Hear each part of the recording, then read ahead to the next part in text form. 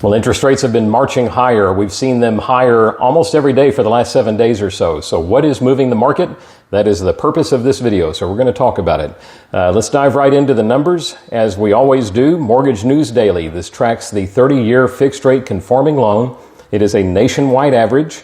They use algorithms for this, so it is real time, and it's the most accurate measure out there as far as rates that you might see on a national basis. This is not a rate quote for a local lender. Texas actually has pretty significantly stronger market conditions than most of the country, so our rates tend to be a little bit lower here. And I will tell you that as a company, we are quoting rates that are significantly lower than these. I just want to clarify that, because when I give these numbers every week, I don't want folks given the impression I'm giving Thrive's market-based numbers for a given scenario today. I'm very much not doing that. This is a nationally published survey, so take that for what it's worth. It's really meant to give us a direction of rates, not to give somebody a specific quote. For that, you need to call me. I need to look at your scenario and then give you a current day's pricing based on your loan parameters, and they all vary, y'all. So, okay, here we go. Mortgage News Daily, 7.16 today. We haven't seen pricing that high since early November of last year. So we're sitting at 4-month highs rather in interest rates. We were 7.03 a week ago, so we're up 1/8 of a point in a week, which for us is significant. We were at 6.87 30 days ago, so we're up almost 1/3 of a point in interest rates in the last 30 days. And y'all, here's what's moving it. Weak bond auctions are what moved rates this week. We finance our debt as a country, and we provide liquidity to the mortgage markets by selling fixed income securities, either as U.S. Treasuries to fund the government, and we sell mortgage-backed securities to provide liquidity to the mortgage industry.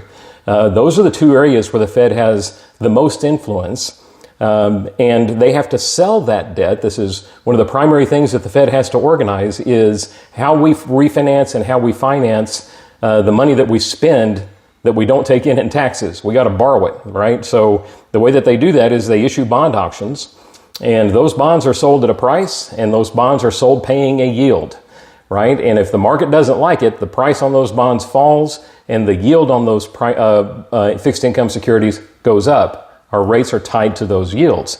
So that's why massive amounts of deficit spending cause interest rates to increase, because it floods the market with a supply of bonds that need to be purchased. And when you increase the supply of anything, you drive the price of that commodity down.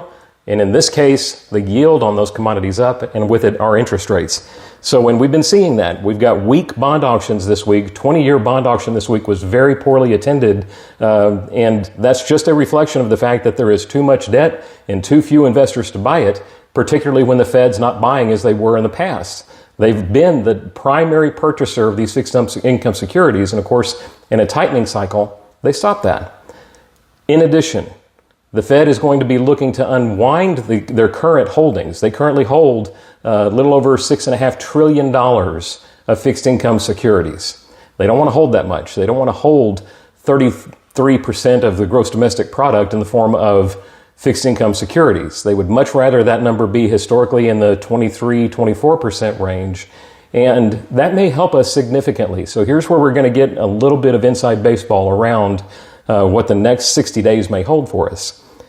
The Fed, essentially in the minutes that they released this week, they have communicated broadly to the market, both with the individual voting members and the speeches that they've given. It's extremely unlikely we're going to see the Fed cut rates in the March meeting.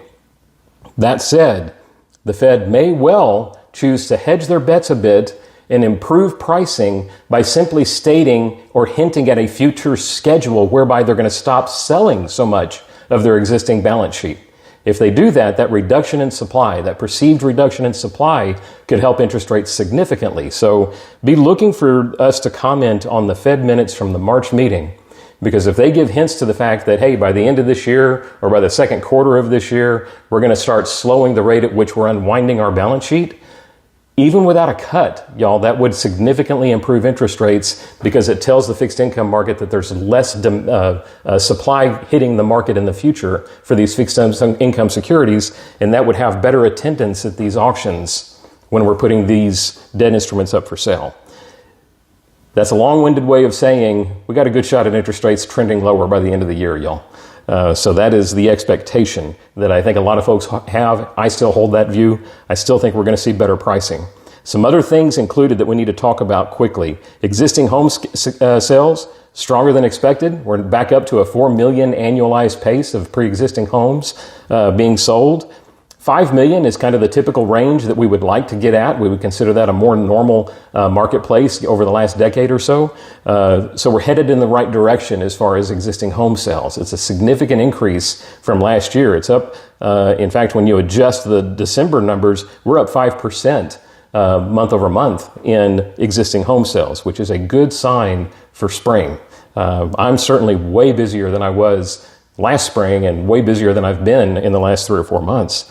That's good news, and I know that a number of our referral partners are feeling that as well. So, Fed news, they're going to follow the market. They're going to look for inflationary signs. They're going to look for any reason to improve, especially in an election year. Y'all can research the history of that. I think that they are looking for opportunities to improve the pricing on the street. They see the political realities around that. They see the consumer confidence. They want to reinstill some confidence back into the buying base of the public going into an election year. And I think that we're going to see pricing follow suit. So in any event, will that prove to be true? I'm just a voice on the radio, so we'll see where it goes from here. As always, we're honored to have your referrals. We're always blessed to receive them. You've got all my contacts on the screen. We look forward to hearing with you. Always happy to visit. Stay blessed, stay safe. We will talk to you next week.